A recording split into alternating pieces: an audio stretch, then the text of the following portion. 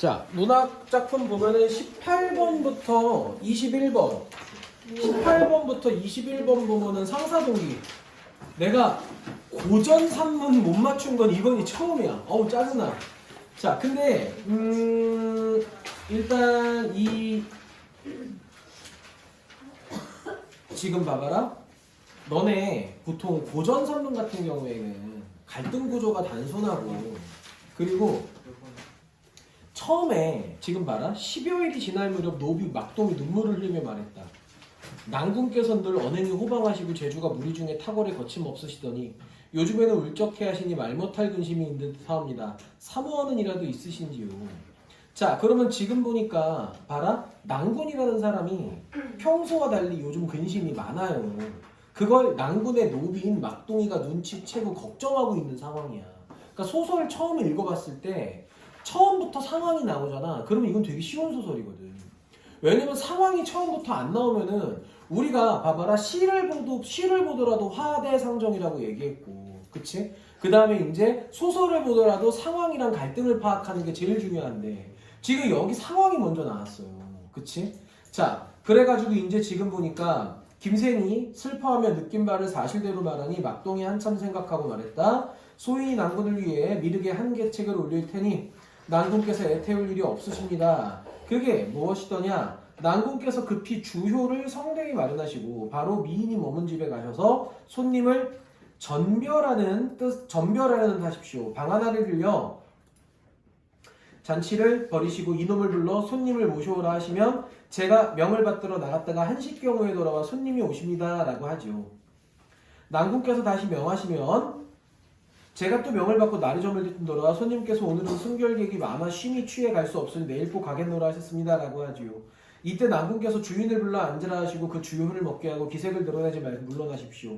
다음날도 그렇게 하고 그 다음날도 그렇게 하시면 처음엔 고맙게 여길 것이고 두 번째는 은혜에 감격할 것이고 세 번째는 필히 의문을 품을 것입니다. 은혜를 느끼면 보답을 생각하고 은혜에 감격하면 죽음으로써 보답하고자 생각할 것이며 의문이 생기면 하시고 싶은 바를 물어볼 것입니다. 이때 흉금을 털고 말하신다면 일은 거의 다 된 것입니다. 이렇게 얘기하고 있는데, 자, 그러면 지금 보니까 소설 속의 상황을 가만히 보면은 난군은 바로 김생이라는 애인데 이 글의 주인공 김생이 사모하는 이가 지금 있는데 상사병에 걸렸어. 그래가지고 그런 김생을 위해 막동이가 계책을 알려주고 있는 거야. 자, 그럼 막동이는 김생이 뭐가 되는 거야? 조력자가 되는 거지. 그치?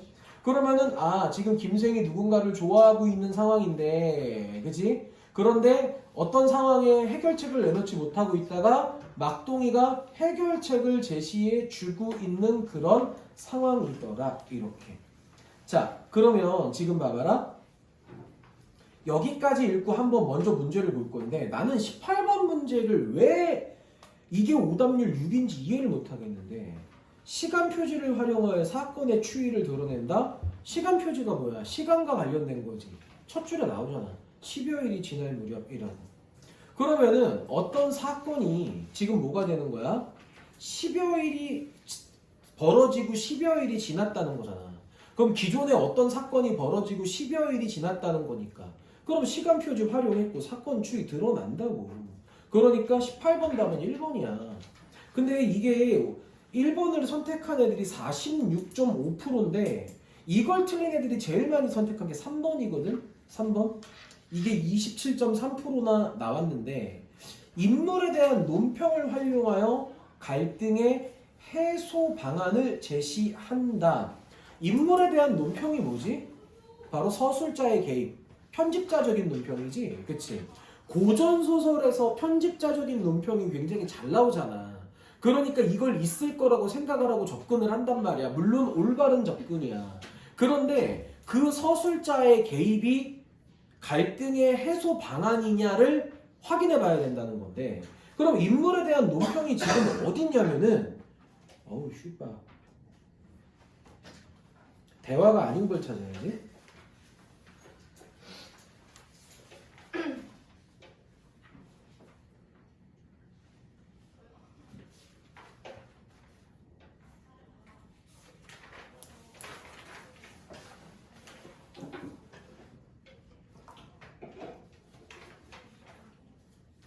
나 왜 안 보이냐? 아까도 했는데.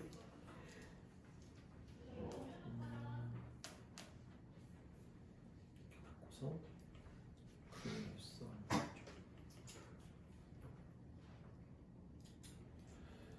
자, 근데 서술자의 개입이 없고 지금 내가 인물에 대한 논평이 서술자 개입만 있는 게 아니네. 인물에 대한 이야기도 있네. 지금 보니까 그 애는 회산군택 10이에요. 궁에서 나고 자라 모납길도 밟지 못한 지 오래랍니다. 자색이 고운 건 난군께서 이미 보셨으니 굳이 말할 게 없지만 여기 봐라. 고운 마음이며 얌전한 몸가짐은 양반집 규수와 다를 게 없지요. 자, 이게 지금 인물에 대한 논평이야. 그러면 나는 지금 아까 처음에 얘기할 때 서술자의 개입만 봤는데 따옴표가 아닌 부분에 논평이 없어. 그러면 이게 서술자 개입이 아니라 그냥 인물에 대한 논평인 거야. 그럼 인물에 대한 논평이 있는데 이걸 말했다고 해서 갈등이 해소되는 거야? 아니지. 그러니까 3번은 답이 될 수가 없지. 그치? 그 다음 많이 찍은 게 2번인데 11.3%. 앞날의 일을 가정하여 인물 간의 갈등이 심화된다. 근데 앞날을 가정한다. 맨 마지막에 할멈 맘대로 된다면야 인간의 5월 5일이 천상의 7월 7일이 되겠소. 그럼 봐라. 할멈의 말대로 된다면야 이게 앞날을 가정하는 건데 왜 인물 간의 갈등 심화야?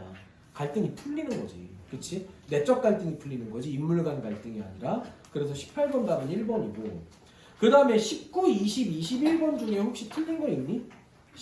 20번 보자. 기억과 니은에 대한 설명인데 일단 기억을 보니까 난군을 위해 계책을 올린다라고 했잖아. 그러면은 요 계책이라는 게 지금 뭐냐면은 지금 봐라 1번 실현 가능성에 의구심을 갖는다면 생이 그 계책에 따라 즉시 주요를 갖춰 곧바로 그 집에 가 전별 자리를 마련할 리가 없겠지. 더군다나 내일이 잘 되겠구나 이런 말도 하고 있으니까. 그 다음에 2번에 생의 의도를 숨기기 위해 상황의 급박함을 부각한다. 물론 이 생의 의도를 숨기긴 하겠지. 근데 이 상황의 급박함을 부각하는 건 아니잖아 이게. 그 다음에 3번에 막동의 제안을 생이 실행함으로써 이루어지고. 그치 맞지. 그 다음에 니은바 딱 한 가지 방법이 있었죠. 단호가 꼭 한 달 남았습니다. 그때 이 몸이 죽은 언니를 위해 제사상을 차리고 부인께 영령에게 반나절의 말미를 주도록 청한다면 만에 하나 난군의 뜻을 이룰 수 있을 것입니다. 자, 이 제안은 누구의 제안이야? 노파의 제안이지? 생의 제안이 아니라 노파가 실행하는 거야? 아니지? 생이 실행하는 거지. 그러니까 3번도 아니지. 아마 3번 했을 것 같은데 틀렸으면 이거 잘못 보고. 자, 정답이 4번이지. 기억이 이루어지면 생은 노파에게 속내를 드러낼 기회를 얻게 되고 그렇지. 니은이 이루어지면 생은 영령과 만날 기회를 얻게 되는 거지. 그러니까 답이 4번. 그러니까 이제 요렇게 소재에 대해서 물어보는 문제가 나왔을 때 이제 기억 맞고 니은 기억을 먼저 보고 니은을 확인해야 되는데 읽는 과정에서 헷갈릴 수는 있어. 잘못 파악할 수 있는 거. 자, 그 다음에 한 거 18고 이제 여기서 내가 작도를 한번 탔는데 그치? 우리가 이거 전수를 다 하고 갔거든. 물론 이게 목토 오는 친구들 같은 경우는 한고 18고 전수를 다 못하고 아니지 우리 일요일날 했잖아. 그치? 그러니까 일요일날 안 왔던 채민이하고 예은이만 이걸 전수를 못하고 다른 애들은 다 전수를 하고 갔어. 그러니까 이게 봐봐라. 모르는 게 아니야. 모르는 게 아닌데 지금 봐봐. 일단 우리가 가가 연계고 나가 비연계잖아. 그치? 그러면 너네 국어 오답 노트 만들 때 너네가 틀리거나 헷갈린 유형을 모두 만들어야 되는데 봐봐라. 너네 만약에 24번 같은 문제가 아니라 26번 같은 문제를 틀렸으면 너네가 이제 문학 선지에 나와 있는 개념어를 보고 이게 뭔지 알아. 그럼 나는 일단 개념 공부는 된 건데 예를 들어서 지금 봐라. 뭐 부귀가 위기 26번에 1번 부귀가 위기라 가난하게 살리로다. 아 부귀가 위기다. 그럼 부귀에 대해 부정적이구나. 이런 개념어를 안다고. 그치? 그러면 내가 이걸 아는데 틀렸으면 잘못 읽은 거야. 아니면 단순하게 개념의 정의만 외우고 있는 거야. 그 개념어가 어떻게 문장 속에서 녹아나는지를 모르는 걸 수도 있어. 그러니까 내가 저번에 세연이한테 얘기했는데 내가 생각했던 게 지문에 어디에 있는지를 확인하라는 얘기를 했거든. 근데 그게 이런 식으로 개념어 자체를 아는 경우에는 개념어는 아니까 됐어. 그럼 뒤에 있는 설명이 이제 내가 생각했던 거랑 해설에 나와 있는 거 혹은 본문에 있는 거랑 어떻게 연결되는지를 한번 좀 생각을 해봐야 돼. 그게 제일 중요해요. 자, 그러면 우리 여기에서 일단 24번은 할 거고 그 다음에 여기서 24번 말고 딴 거 틀린 거 있니? 25번 6번. 자, 24번부터 보자. 이걸 했음에도 불구하고 분명히 틀린 사람이 있을 거야. 일단 한거 18곡은 지향하는 삶을 실천하는 태도의 변화 과정. 이거 우리가 일수, 서사 빼고 나머지 세 파트로 나눴었지. 그치? 그래서 1수부터 19수까지의 내용이 긴밀하게 연결되어 있다라고 하는데, 자, 이게 오답률이 58.9%, 정답이 1번이었거든. 자, 그러면 지금 보자. 일단 이게 정답이 1번인데 삼수의 임천이 좋으니라에는 마음에 하고자 하는 하여와 담긴 태도와는 다르다. 1수에서 마음에 하고자 한 게 뭐야? 충효잖아. 그치? 그런데 임천이라고 하는 건 뭐야? 충효가 아니라 자연에 머물고자 하는 거지. 그러니까 뭐가 되는 거야? 답이 1번인데 이거 틀린 사람들이 이렇게 생각했을 거야. 출과 천은 명철군자가 모두 즐기는 거니까 같은 거겠지. 이렇게. 근데 아니 내가 한 얘기를 안 까먹은 건 참 좋은데 근데 문제는 임천과 마음에 하고자 하는 태도는 따로따로고 그 다음에 명철군자는 이 따로따로의 상황에서 어떤 상황을 선택해도 거기에 최선을 다한다라고 얘기한 거야. 그러니까 충효와 그 다음에 임천이 같은 가치라는 건 절대 아닌데 이거를 그냥 표준시켜버린 거야. 그래서 태도는 같지. 선택하면 열심히 해야 하는 거니까 이렇게 생각하는 거야. 이게 전형적으로 오류가 나는 과정이야. 그래서 1번이 정답이지만 1번 말고 이제 딴 거 하면은 2, 3, 4번에서 이제 우리가 그 약간 안 좋은 말로 할게. 똥꼬쇼가 벌어지는 거야. 이 똥꼬쇼가 벌어지는 거야. 완전 이제. 봐봐. 2번 봐봐. 삼수에 너를 쫓으려 했던 태도는 당연히 출이 아니라 뭐가 되는 거야? 처지.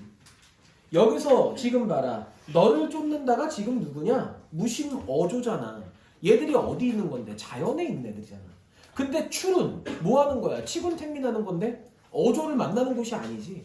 그러니까 2번은 답이 아니고 3번 제일 많이 했어. 19.3. 팔수에 이것을 즐기나니 내가 전에 얘기했지. 이것을 즐기는 게 뭐라고 얘기했지? 출과 처 모두라고 얘기했었지. 그런데 이제 애들이 즐기니까 충효는 아니겠지. 이러고 3번이야. 그러니까 이게 평가원에서 문학을 되게 개념에 충실하게 낸다니까. 연계작품에서 개념어 이해하는 거 너무 중요해. 너희가 문학에서 이렇게 까다롭게 나오는 문제를 빨리 정확하게 푸는 건 연계작품에 대한 이해도인데 내가 인스타 내 스토리에도 올리고 텔레그램에도 한번 올렸었는데 단체 텔레그램에도 육모는 딱 반쪽짜리 시험이거든. 평가원의 평가사항을 알 수 있는 시험이기도 하고 그리고 3모, 5모와 다르게 N수생이 처음 참여하는 시험. 이번에 N수생 참여 비율이 19.5% 역대 최다였어요. 육모 중에. 9모는 20%가 넘을 거고 아마. 이번에 반수생들이 그만큼 많이 봤다는 얘기야. 9모는 더 늘어날 거고. 내가 얘기했잖아. 이번에 재수한 애들 많을 거라고. 입시에도 바뀐 첫 해라. 그러다 보니까 걔들도 걔들이고 니들도 니들인데 기본적으로 그 연계문학 작품에 대한 대비는 육모 때는 사실상 거의 안 돼. 내신 때 나오는 거 정도만 되는데 여기서 지금 풍동 같은 경우는 조지훈의 맹세 내신 때 했으니까 한거 18곡은 우리가 바로 직전에 하고 갔으니까 요거 두 개 정도 대비된 거야. 상사동기는 내가 너희한테 준 프린트에 체크조차 안 했어. 그러니까 문학작품 중에 딱 2개 정도 대비된 거고 백만화 효진이 같은 경우는 딱 한거 18곡 하나 대비하고 간 거야. 근데 구모는 연계작품 3개 혹은 4개가 다 대비가 되고 갈 수 있어. 그러면 난이도가 이렇더라도 시간 자체는 빨라지는 거야. 그리고 매체도 충분히 대비하고 갈 수 있고. 그러니까 지금보다 엄매 문학을 10분 정도는 줄일 수 있어. 최소. 전제 조건은 주는 거 열심히 푸는 새끼들이야. 이거 밀리면 다 벗거든. 근데 지금 봐봐라. 이 2, 3번에서 헷갈릴 만한 게 전부 출과 처에 대해서 퉁쳐갖고 물어보든가 이걸 따로따로 쪼갠 다음에 개념을 엇박자로 냈다니까. 평가원이 제일 잘하는 게 이거야. 그래서 작품에 대한 이해나 그 다음에 용어에 대한 이해도가 높아야 돼. 연계 작품은. 비연계는 그게 안 되지. 그거 어쩔 수 없는 거지.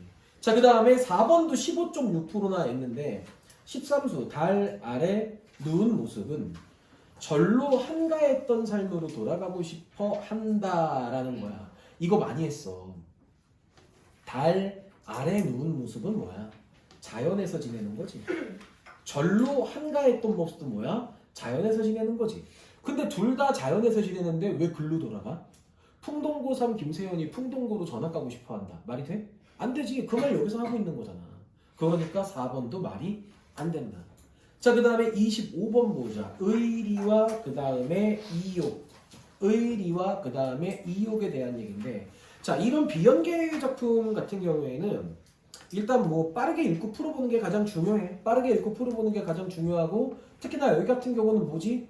두 개의 단어에 대해서 얘기하고 있는 거지. 그치? 자, 그러면 이 두 개의 단어에 대해서 지금 어떻게 물어보고 있는지를 한번 볼 건데, 자, 의리하고 이욕인데 지금 봐봐라. 이욕이라는 게 뭐야? 이익에 대한 욕심이잖아. 이익에 대한 욕심. 그치? 이욕이라는 게. 그 다음에 의리는 말 그대로 뭐야? 의리야, 의리. 의리라고, 의리. 자, 그러면 지금 봐봐라. 글쓴이는 이제 우리 이거 읽어야 되는데, 몇 칸의 집을 수선하려 하매 아내가 취서사로 들어가 겨릅을 구해오길 권하였다. 유택은 안 된다고 하고 유평은 해보자고 하는데, 나도 스스로 생각해보니 저른 기화를 쓰기에는 겨릅은 그다지 아끼는 것이 아니고 다만 민간의 요구와 요청에 응하는 것이기에 이를 요구하더라도 의리를 심히 해치지 않을 듯 했다. 그래서 다시 의견을 널리 구해 보지 않았다. 마침 처숙부 상사공이 약을 지으려고 취서사로 가게 되었는데 내가 가고자 함을 알고 따르게 했다. 대개 공 또한 안 된다고 생각하지는 않았기 때문이다. 이윽고 취서사에 도착하니 근방마을에 모여든 자가 거의 승려들 수와 맞먹었는데 모두 겨릅 때문에 온 자들이었다. 봐봐. 비에서 뭐야? 겨릅은 그다지 아끼는 게 아니고 민간의 요구와 요청에 기꺼이 응하는 것이니까 이걸 요구하더라도 뭐가 되는 거야? 의리를 해치지 않는 거라고 생각을 했던 거야. 그치? 자, 그런데 지금 보니까 봐라. 그런데 지금 취소사에 도착하니까 뭐가 되는 거야? 완전히 내 예상 밖의 상황이 벌어진 거지. 그치? 중략 이후에 봐라. 나는 마음속으로 민망하게 생각했지만 이미 그 속에 가 있었기에 의리를 이욕에 빼앗겨서 초연히 버리고 돌아오지 못했다. 상사공의 힘으로 수십 묶음을 얻어 햇빛에 말려 보관할 수 있었으니 다 상사공의 도움 덕분이었다.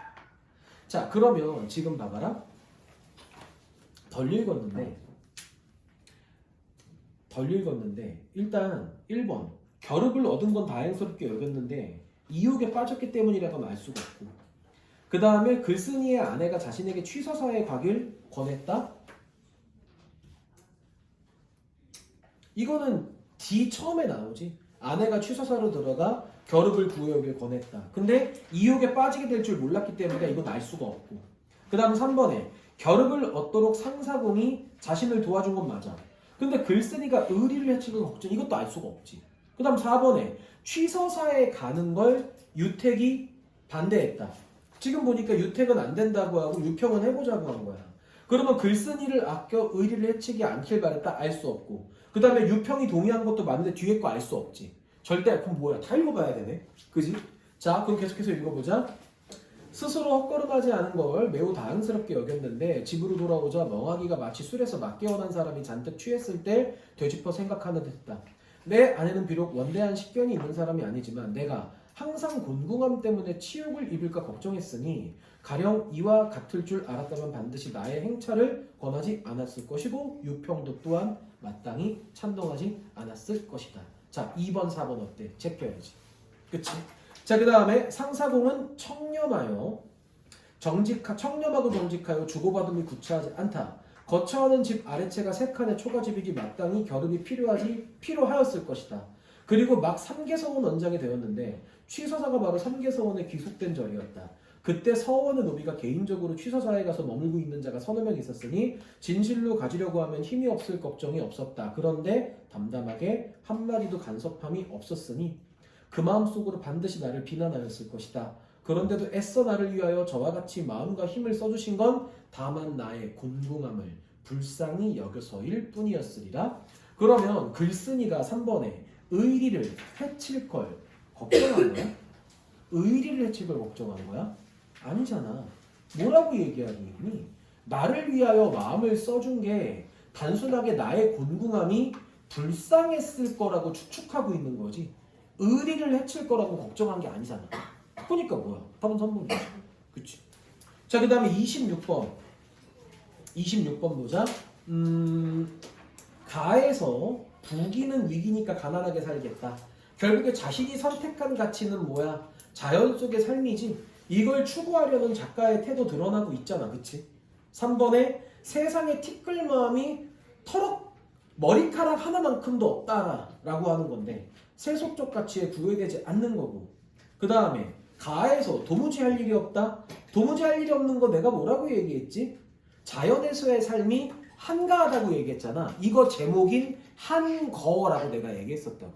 그치? 그러면 출사하지 못한 거에 대한 고민이 아니라니까. 우리가 이거 작품을 세 파트로 나눴는데 이수부터 2, 3, 4, 5, 6, 7, 8 야 2, 3, 4, 5, 6, 7, 8 2, 3, 4, 5, 6, 7, 8 이게 뭐였어? 내적 갈등이고 그 다음에 구수부터 뒤에가 뭐가 되는 거야? 내적 갈등이 해소가 되는 거고 이후에 정신적인 성숙이라고 얘기했잖아. 그럼 내적 갈등이 해소가 되고 지금 봐라. 도무지 할 일이 없어가지고 세상에 티끌 마음이 없는 건데 왜 출사하지 못한 거에 대한 고민이야. 고민은 이미 눈녹도 사라지는 거지. 왜? 일호 말도 없으니까. 그러니까 26번 답은 뭐가 되는 거야? 4번. 그치? 자, 그 다음에 넘어가 보자. 너희가 가장 시간이 많이 걸렸을 게 바로 27번부터 30번 지문이야. 현대소설. 이게 아무래도 비연계 작품이다 보니까 낯선데, 두 번째 낯선 지문이 소설인데 이 소설에서 의식의 흐름에 따른 전개가 지금 나와버렸어요. 그래서 사실 내가 현대소설에서 제일 싫어하는 게 의식의 흐름이거든. 그래서 이 의식의 흐름 문제가 나오면은 계속해서 뭐지 하고 읽어야 돼. 자, 근데 너희가 이제 30번을 많이 틀렸을 거야. 이게 오답률 7인데 30번 일단 설명할 거고 29번 설명할 거거든. 29번, 30번 말고 27, 8번 중에 틀린 거 있니? 없어? 자, 그럼 봐라. 아버지가 위독하다는 소식을 듣고 귀향한 정일은 용팔에게 재산 상속에 대한 이야기를 듣는다. 자, 그러면 지금 보니까 정일이가 중심 인물이고 그 다음에 용팔이가 재산 상속에 대해서 어떤 이야기를 하는지를 당연히 체크해야 되는 거야. 기본적으로. 그지? 자, 아버지가 아직도 지키고 있는 그의 재산을 넘겨다보는 듯한 용팔이가 따지는 삼파날이 거침없이 한 자리씩 올라가는 걸 유심히 바라보고 있던 자신을 의식하며 보고 있을 때 이렇게 대각만 놓아도 하고 삼판을 밀어놓으며 쳐다보는 용팔이의 눈과 마주치게 되자 정일이는 흠칫 놀라게 되는 자신의 얼굴이 붉어지는 걸 깨달았다. 여기 대한상속세만 해도 큰돈인데 안물과 할 수 있는 이것은 제 말씀대로 하시지요. 이렇게 결정적으로 말하는 용팔이는 정일이의 앞에 위임장을 내놓으며 도장을 칠하고 있었다. 자, 그러면 지금 보니까 용팔이가 재산 상속에 대해서 자기의 의견을 따르라고 얘기하고 있어. 그러면서 용팔이가 정일이에게 도장을 찍으라고 위임장을 내밀고 있어. 그러면은 현재는 이 정일이라는 애가 재산 상속에 대한 뭔가 권리가 크니까 용팔이라는 애가 붙어가지고 관리해주는 거라고 볼 수 있는 거지. 그런데 정일이는 더 불쾌하여졌다. 봐라, 작품 외부에 있는 서술자가 지금 계속 정일이의 내면 심리에 대해 언급하고 있는 거지. 그치? 잠이 부족한 신경탓도 있었지만 자기의 눈을 기탄 없이 바라보는 용팔이의 얼굴에 발라놓은 듯한 그 웃음이 말할 수 없이 미웠다. 이 소인놈 하는 의분 같은 심열이 떠오르며 언제 내가 이런 음모를 가지고 너와 공모를 했던가 하고 그의 뺨을 갈기고 싶은 충동을 느꼈다. 그러나 정일은 금시에 미끄러지는 듯한 웃음이 자기 얼굴의 흐름을 깨달았다. 이러한 심열은 신경쇠약의 탓이 아닐까? 의분이랄 것도 없고 결벽성도 아니고 그런 걸 공연히 이같이 한순간에 뒤집히는 자기의 마음 한모퉁이에 상식을 농쳐 뿌린 결과가 어떤가 해보자 하는 놓치기 쉬운 어떤 힌트같이 번쩍이는 생각을 보자 정일이는 조급히 도장을 뒤져내며 자, 칠 대로 치우. 나는 어디다 치는 것도 모르니까 했다. 이렇게 짓거리듯 말하는 정일이는 자기가 실없이 웃기까지 하는 걸 들을 때 내가 지금 더 심한 심려에 떠있지 않은가 하는 생각에 갑자기 말과 웃음과 표정까지 없어지고 말았다. 이 부분의 내용에서 대부분의 애들이 이해를 못했을 거야. 왜냐면 뭐지? 갑자기 내용이 붕 뜨는데 이렇게 생각할 수 있거든. 근데 이게 붕 뜬다고 생각을 하면 안 돼. 왜냐면은 의식의 흐름은 일반적인 갈등을 찾는 내용이 아니야. 봐봐라. 이거는 그냥 정일이라는 인물의 생각의 흐름이야. 그러니까 생각의 흐름을 그냥 쭉 나열하고 있는 거거든. 쉽게 얘기하면. 그러니까 너네가 예를 들어 멍 때릴 때 어떤 논리적인 생각을 쭉 하면서 하진 않을 거 아니야. 그치? 그러니까 이 부분은 그냥 붕 뜨는 게 아니라 정일이라는 인물의 내면의 흐름이 그냥 이 생각을 한 다음에 그 다음에 이 생각으로 가고 있다고 하면 보는 거라고. 그치? 그래서 여기에 나열된 말을 정리를 해봐. 정일이가 용팔이야 말이야. 일단 불쾌해하고 있지. 그 불쾌한 감정을 어떤 단어로 드러내고 있는 거야? 밑줄 친 기억, 심열이라는 단어로 드러내고 있는 거란 말이야. 자, 그 다음 봐봐. 도장을 치고 난 용팔이는 공손히 정일이에게 돌리며 그러면은 인물 간의 상하관계가 드러나잖아. 누가 위야? 용팔이가 공손에게 정일이에게 돌렸다는 건 정일이가 위지. 용팔이가 밑에지. 인물 간의 상하관계. 잔금은 제가 장인께 말씀드리겠습니다 하고 일어선다.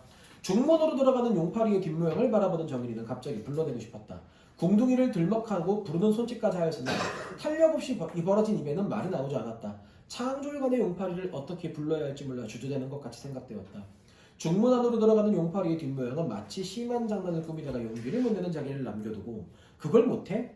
내 하마 하고 나서는 동무의 모양같이 아슬아슬한 것이었다.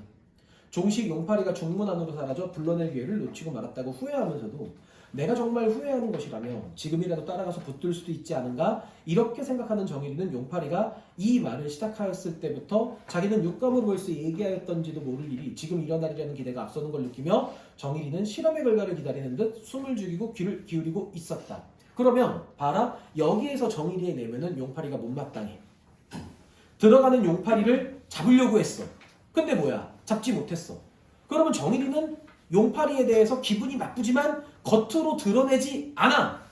아, 그러면 이런 내면의 흐름을 보아. 정일이는 뭔가 적극적인 성격은 아닌 거야. 그치? 이런 거잖아. 입 열고 얘기하는 그런 일 있지. 그치? 자, 그 다음 봐봐.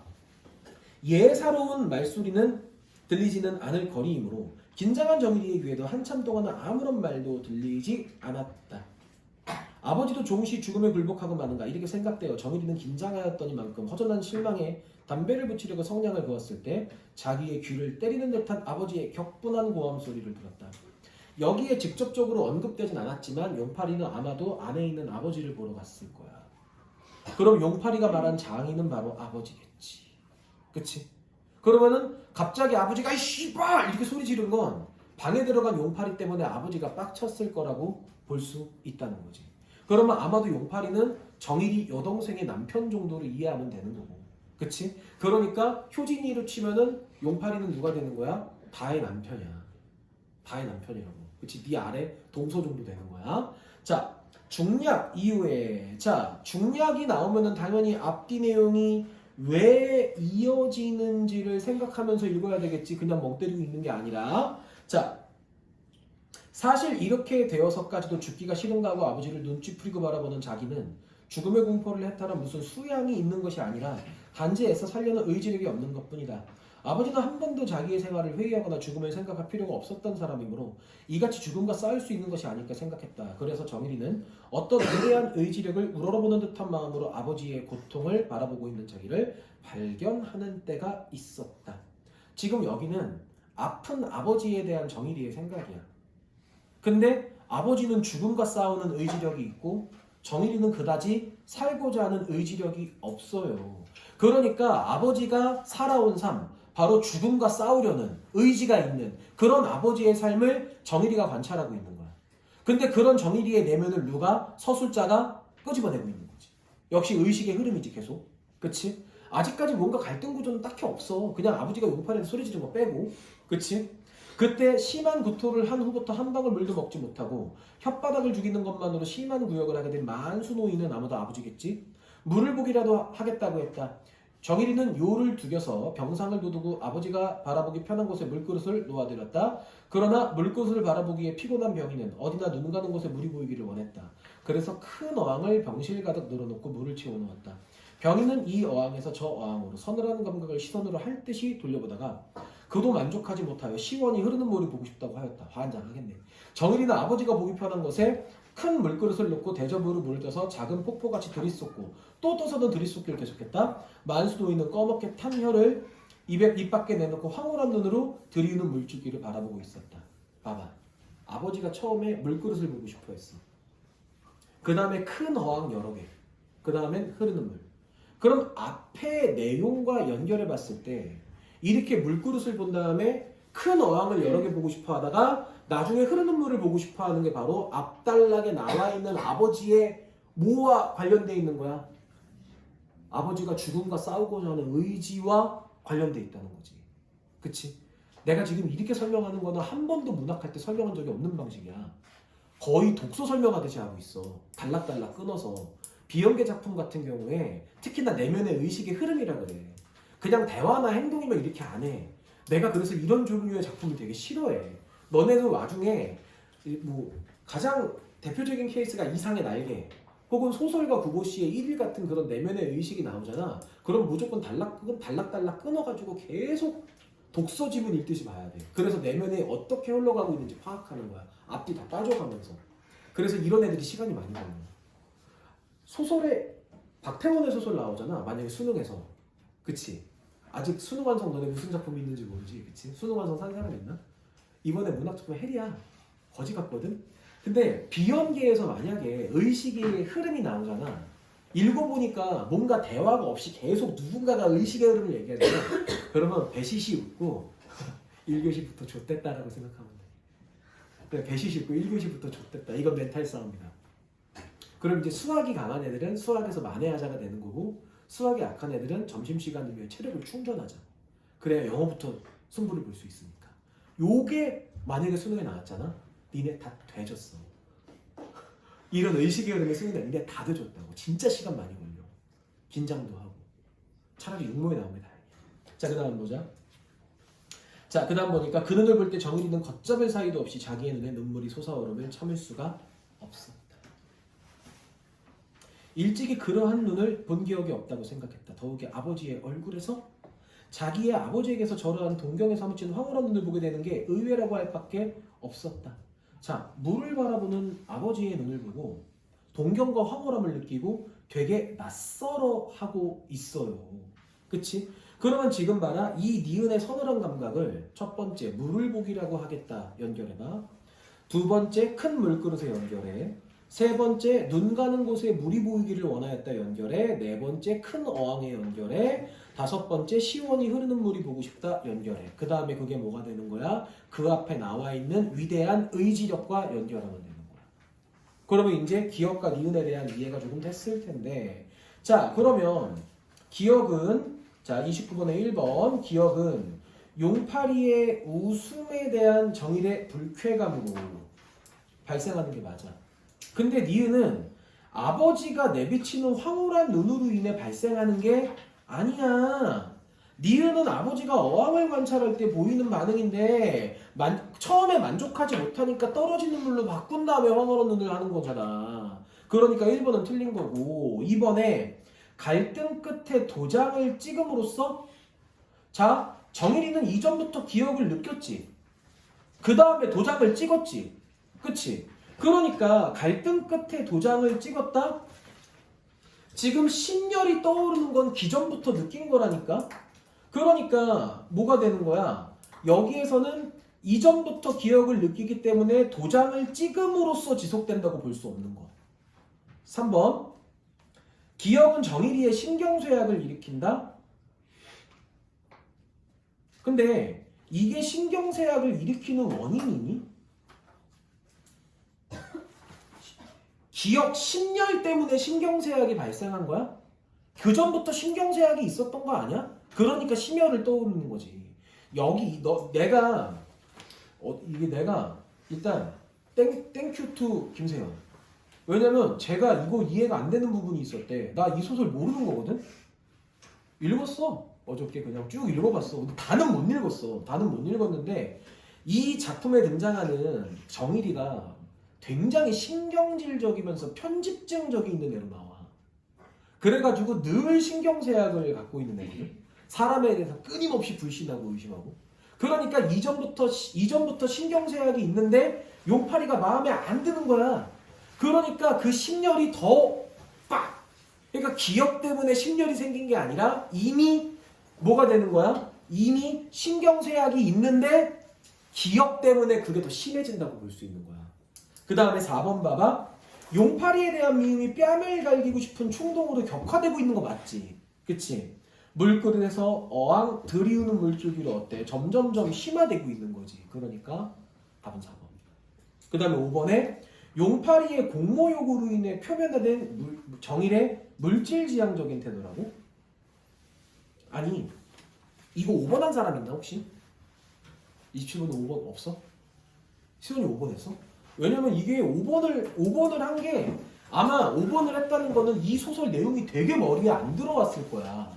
근데 지금 기억 같은 경우에는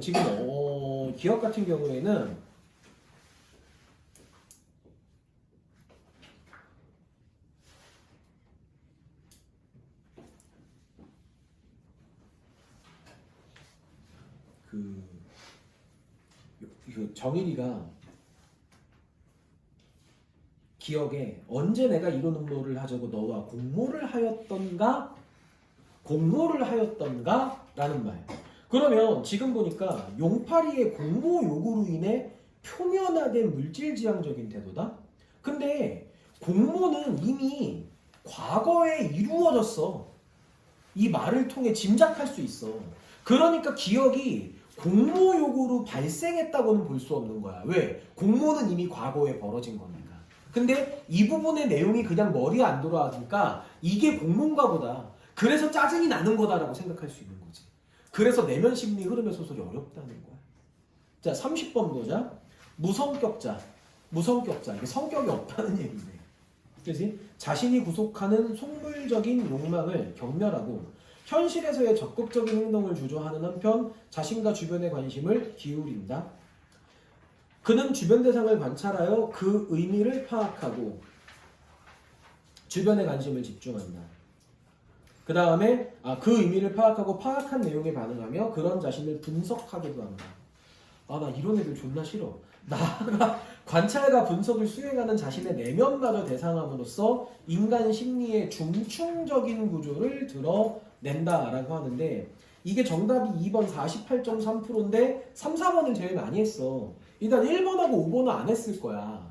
자, 2번 먼저 보자. 상대의 웃음에서 공모 의사를 읽어내자.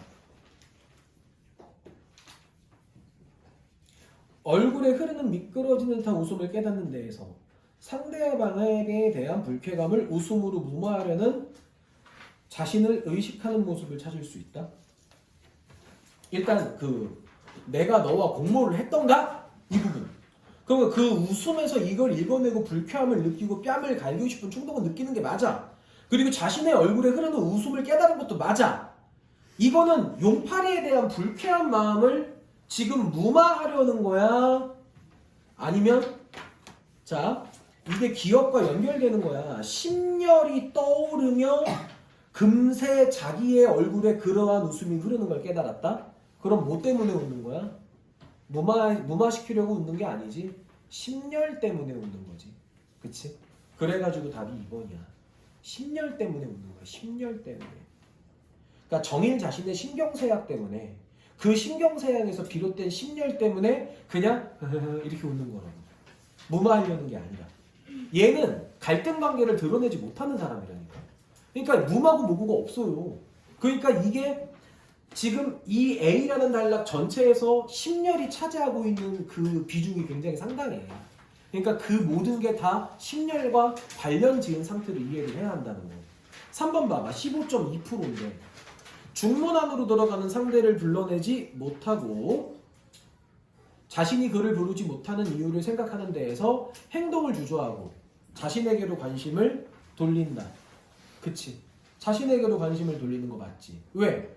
지금이라도 따라가서 붙들 수 있지 않나? 라고 생각을 하는데 그게 뭐가 돼? 바로 자신의 내면인 거죠. 4번에 상대의 고통, 아버지지 의지력을 우러러보는 듯한 마음이 있는 자신을 발견하는 데에서 상대와의 차이를 인식하지. 근데 그조차 뭐가 되는 거야? 자기와 아버지의 차이를 인식하고 자기의 어떤 내적인 부분을 또 한 번 바라보고 있는 거잖아. 그러니까 어때? 4번도 맞는 얘기지. 그래서 여기에서 다 맞았으면은 나는 수능 문학 다 맞을 거라고. 이걸 다 맞았으면. 어차피 현대소설은 비연계가 확실해. 여전히 예전처럼 현대소설에 연계가 안 됐어. 그리고 얘는 현대소설 난이도 거의 최상급이야. 우리 EBS 수능특강으로 치면 거의 5, 4원의 유예급이거든.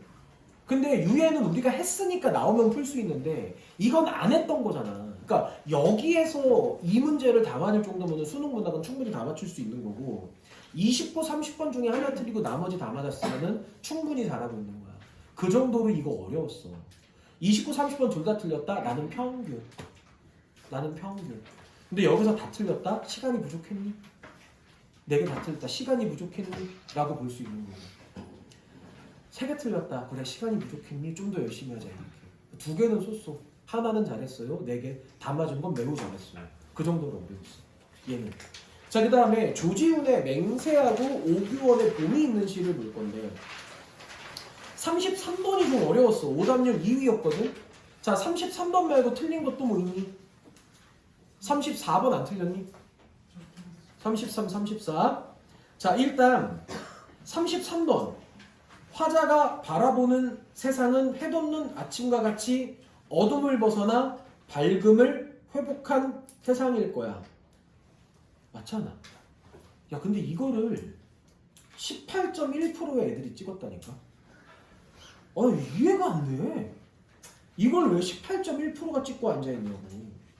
그 다음에 3번. 가해 화자가 꽃송이를 창백하게 바라보고 있다? 지금 봐라.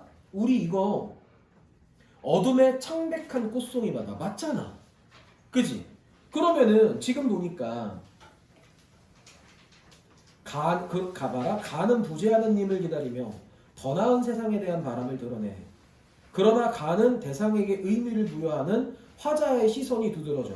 그러면 꽃송이가 창백하다고 어때? 개별성을 드러내고 있잖아. 화자의 시선이 두드러지니까 맞지? 3번이 28.2%야. 그 다음에 5번에 가해 화자는 붉은 마음을 바쳐 부재하는 님을 기다리고 있다. 어때? 맞지? 그치?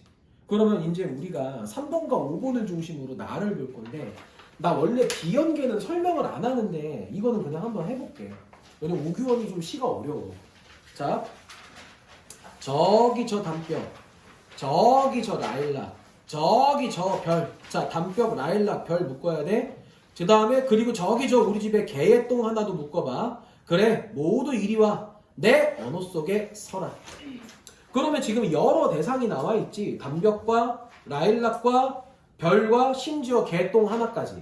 그러면 지금 뭐야? 지금 전부 개별적인 대상을 묶어놓고 있어. 다 자기한테 오라는 거야. 담벽은 내 언어의 담벽이 되고 라일락은 내 언어의 꽃이 되고 별은 반짝이고 개똥은 내 뜰에서 굴러라. 그지? 개똥같지 정말. 그래서 33번 문제 보니까 나는 봄과 같은 세계에서 대상들과 함께 자유를 누리려는 마음. 일단 자유를 누리려는 건지 모르겠어. 아직까진. 여기까진. 그 다음에 화자가 주목하는 대상들의 모습이 굉장히 두드러지긴 해. 자, 그 다음 보자. 내가 내 언어에게 자유를 주었으니 너희들도 자유롭게 서고 앉고 반짝이고 굴러라. 그래 봄이다. 그러면 1년. 화자의 세상에서는 모두가 자유로운 거야. 화자의 세상에서 모두가 자유로운 거야. 그치? 그러면 33번에 3번 봐. 대상들 각각의 모습에 주목하고 있지. 왜? 담벽은 서 있고 라일락은 펴 있고 별은 뭐가 되는 거야?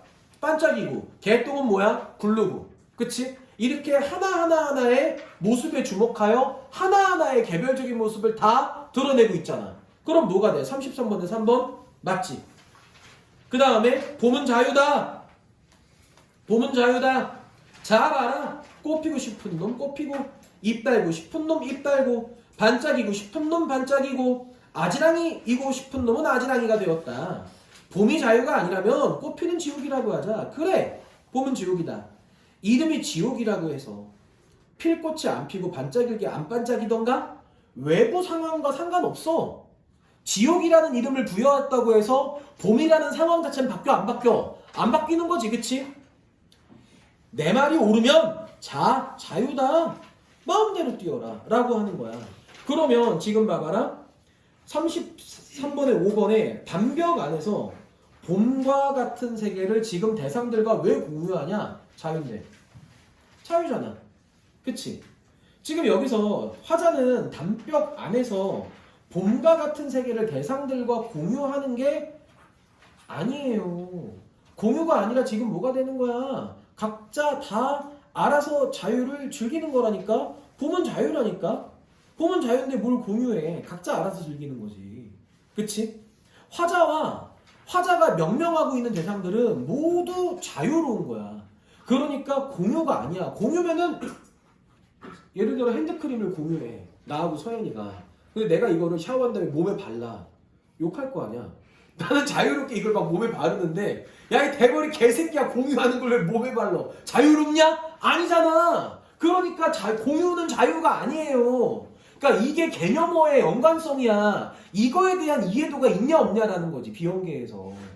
그러니까 이게 개념어에 대한 이해가 있는 애들은 문제 풀 때 금방 올라와. 근데 이제 이게 좀 연관관계가 떨어진 애들은 정말 문제 많이 풀어보고 많이 틀려봐야 돼. 그래야 이제 하나씩 퍼즐이 맞춰지는 거지. 자, 그 다음에 마지막 34번. 자, 이거는 지금 정답률이 되게 높은 문제긴 한데 틀렸으면 뭐 했을까? 34번에 너 틀렸다며 정수환. 뭐 했는데? 생각이 안 나? 아이씨 틀렸는데 생각이 안 나면 어떡해. 이게 지금 답이 3번인데 봐봐라. 디귿. 봐라 디귿. 봄이 자유가 아니라면 꽃피는 지옥이라 하자 라고 얘기해. 그러면 봐라 새로운 표현을 시도했지. 그치? 봄을 자유라는 언어 대신 꽃피는 지옥이라고 표현했어. 이게 새로운 시도야. 그럼 보기에서 기존의 언어 사용 방식에 벗어난 새로운 시도가 언어와 대상의 관습에서 벗어나 자유를 향해 나아갈 가능성을 모색한다며. 그치? 그럼 봄 이퀄 꽃피는 지옥. 이게 새로운 정의고 그게 뭐가 되는 거야? 자유를 모색하는 거잖아. 그냥 개념 사이에 연결관계가 맞아떨어지지 않아? 그러니까 34번 답은 3번이지. 근데 워낙에 좀 말 자체가 난해하긴 해. 자, 그럼 오늘 여기까지 하고 내일 또 수특 독서 갖고 와. 수능 완성은 기말 끝나고 할게.